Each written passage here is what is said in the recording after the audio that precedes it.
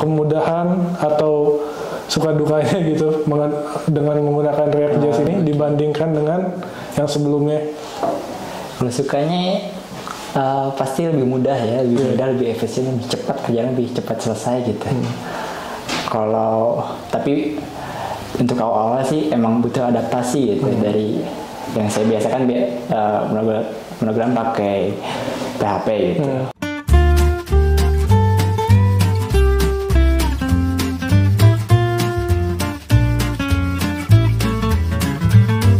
Assalamualaikum warahmatullahi wabarakatuh.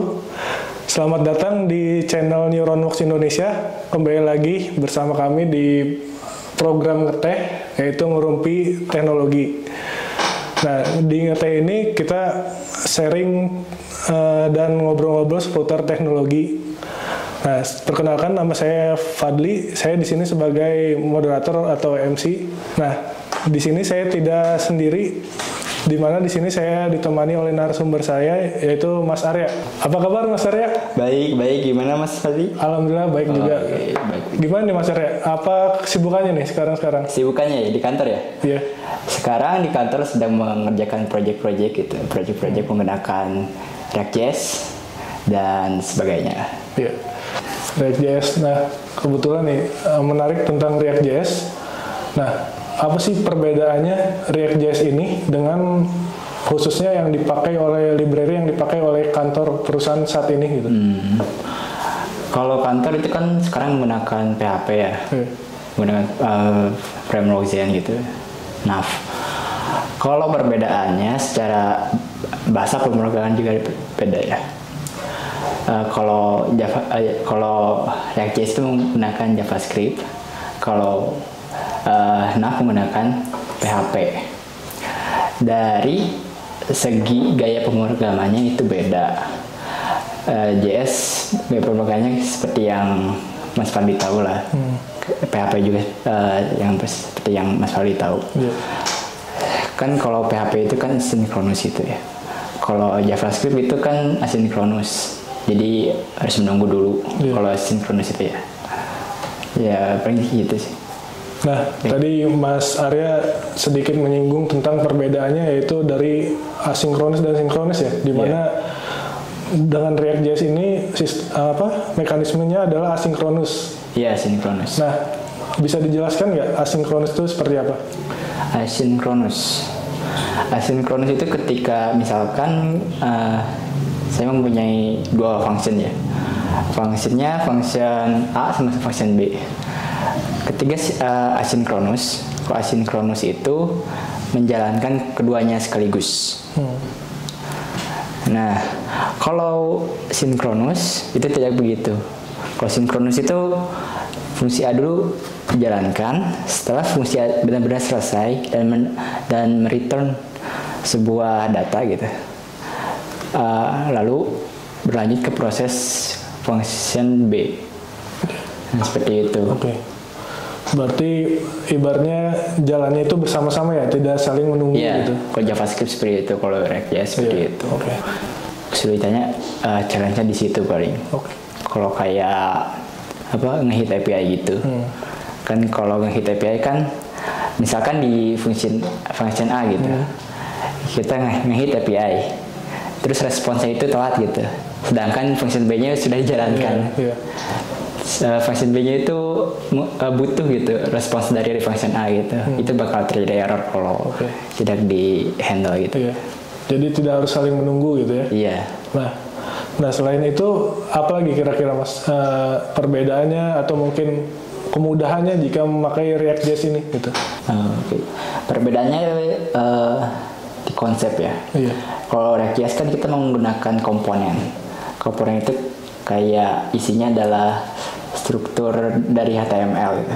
Struktur dari sebuah fitur website. Nah, dari konsep komponen itu sendiri ya. Komponen itu website itu kan punya beberapa section gitu ya. Kayak page, halaman, navbar, konten, teks, button, itu dibungkus menjadi sebuah komponen. Seperti ini, page Dalamnya ada navbar, content, dan content dalamnya ada text dan button. Nah, komponen-komponen ini saling berhubungan gitu. Saling berhubungan dan bisa dikustomisasi berdasarkan kebutuhan. Nah, ini contohnya aplikasi Door ya. Kalau di Door ini kan sebelah kiri ada set menu, terus atasnya ada navbar, lalu header, terus bawahnya ada content. Di dalam konten itu ada task group. Task group itu punya sub komponen lagi, atau ada punya anak lagi namanya task. Jadi bentuknya itu seperti tree gitu, bercabang gitu. Kayak itu. Nah, tadi kan saya bilang bisa dikustomisasi ya. Dikustomisasi itu menggunakan ada yang namanya props.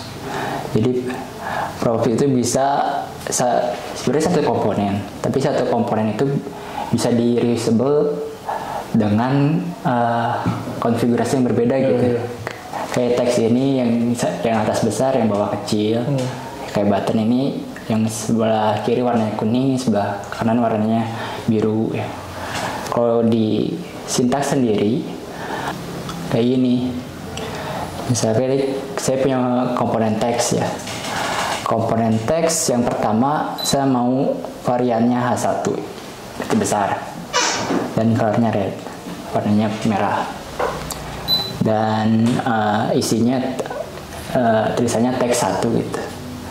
Sedangkan yang keduanya saya pengen variannya body, colornya black, tulisannya teks 2 ya. Komponennya sebenarnya sama, komponen teks itu, tapi konfigurasinya yang berbeda itu.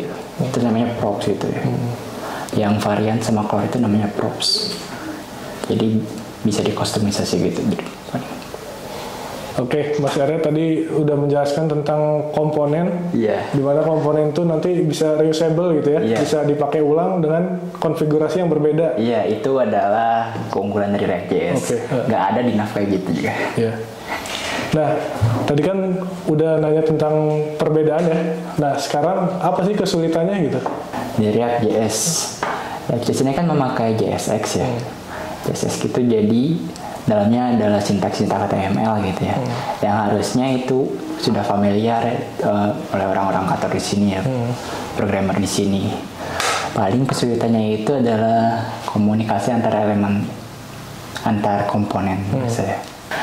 Jadi komponen itu kan bentuknya kayak hierarki gitu ya, hierarki. Jadi dari page punya anak, punya children, set menu, navbar, header. Title juga punya title itu parentnya header gitu, dan content sebagainya gitu. Yang jadi challenge itu ketika kita mengirim sebuah data dari komponen lain ke komponen yang lainnya juga. Nah, misalkan perhatiin komponen header ya. Komponen header kan ada button itu. Ada button buat daftar, itu kan action. Ketika diklik, actionnya itu akan menambahkan task group baru di dalam konten.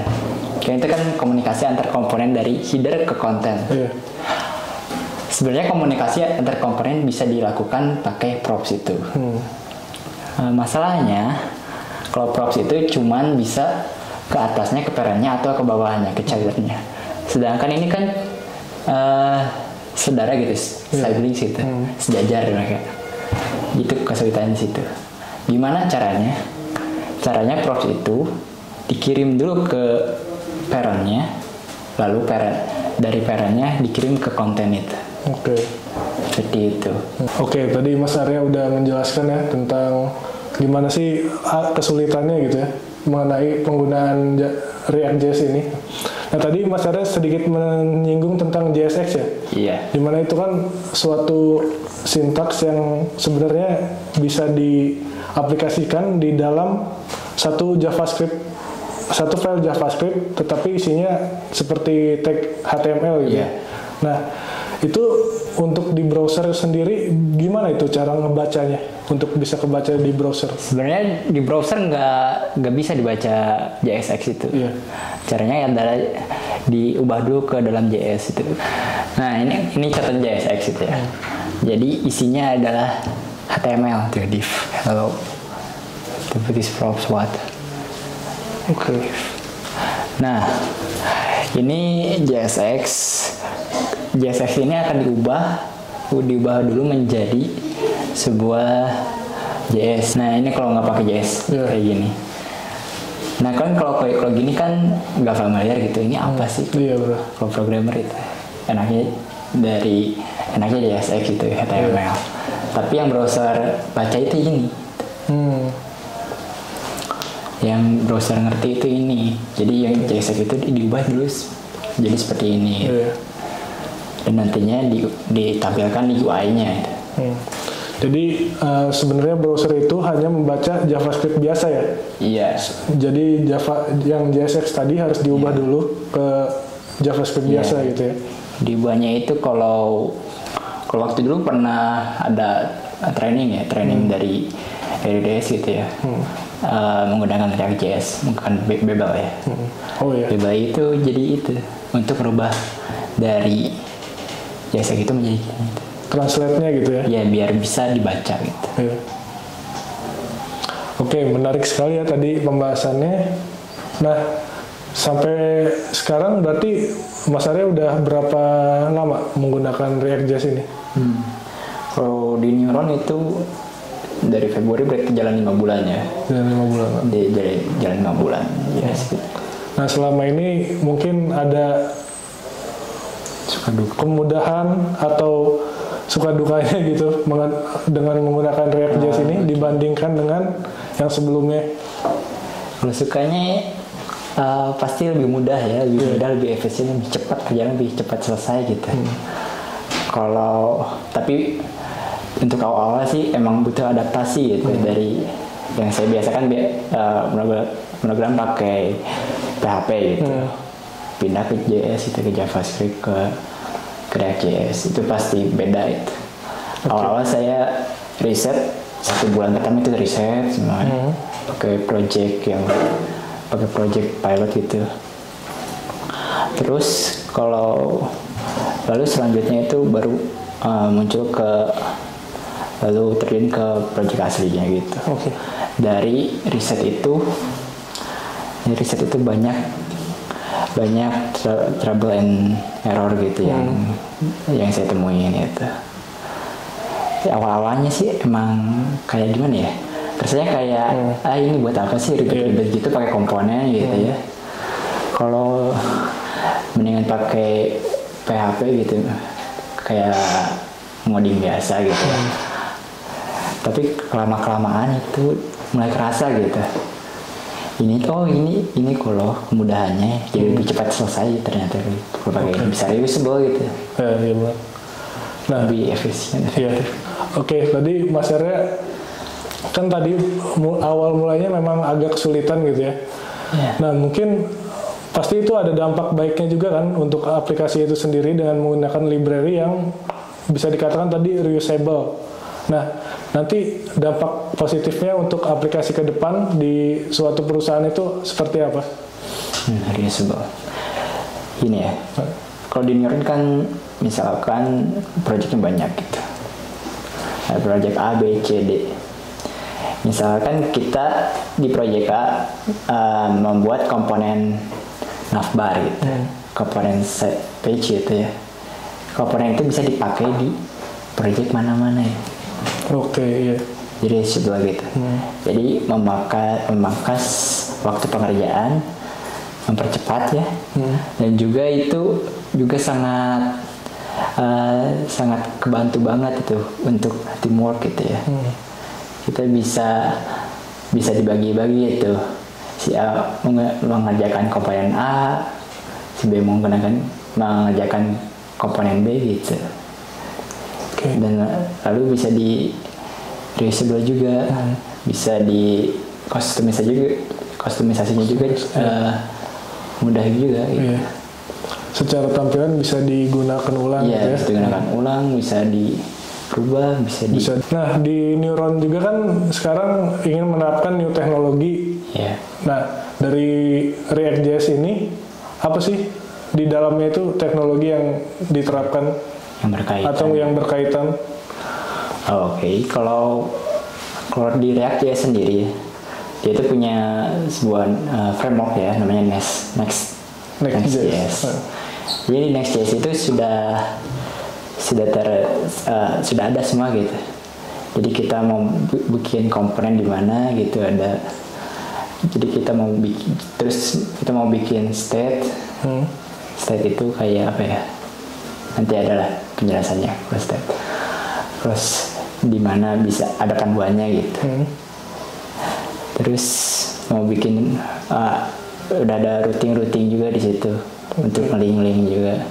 Di situ sedang pakai Next.js di sini juga. Next.js itu keunggulannya dari React.js yang plain itu ya lebih mudah gitu, lebih mudah daripada React.js itu sendiri gitu. Semuanya udah ada, udah tinggal pakai gitu. Jadi raw material UI ini ya, saya menggunakannya di project ya, project React. Material UI ini gunanya untuk sebagai kayak bootstrapnya gitu. Jadi di sini untuk tampilannya, untuk stylingnya di sini sudah menyediakan komponen-komponen yang dibutuhkan. Kayak button ada di sini, input juga ada, icon table juga ada di sini.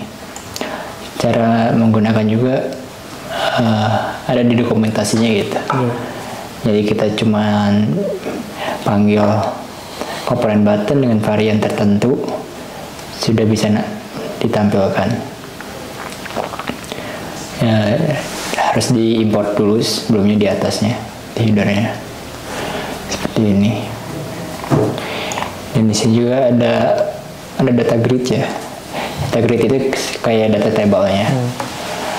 Data table-nya udah ada begini isinya juga. Soalnya kalau di React itu nggak bisa pakai data table gitu. Kalau data table kan itu jQuery ya. Sedangkan di React.js itu nggak pakai jQuery gitu. Terus kalau ini untuk stylingnya juga ada untuk Axios-nya. Axios itu jadi apa? Axios itu jadi untuk ngehit REST API ya, REST API client itu.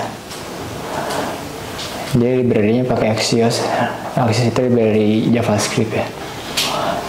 Kita bisa export. Nah, Axios ini bisa kayak REST API biasa. Ada get, ada post juga. Axios API-nya. Nah, get, delete, post, put. Nah, kalau di jQuery itu kayak Ajax. Ajax-nya ya. Ajax-nya, kalau ini pakai Axios gitu. Untuk REST API-nya. Untuk REST API-nya dipakai Axios. Ada lagi kalau menggunakan GraphQL ya. Kalau backend-nya GraphQL. Kalau GraphQL itu field ini, atribut ini bisa di request dari klien itu. Mau cuma name, hey, cuma name aja bisa di request. Dan responnya juga berdasarkan request dari klien ini.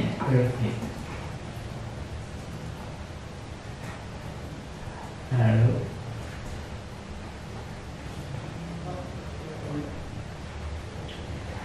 nah, kalau di GraphQL itu ada yang namanya query dan mutation.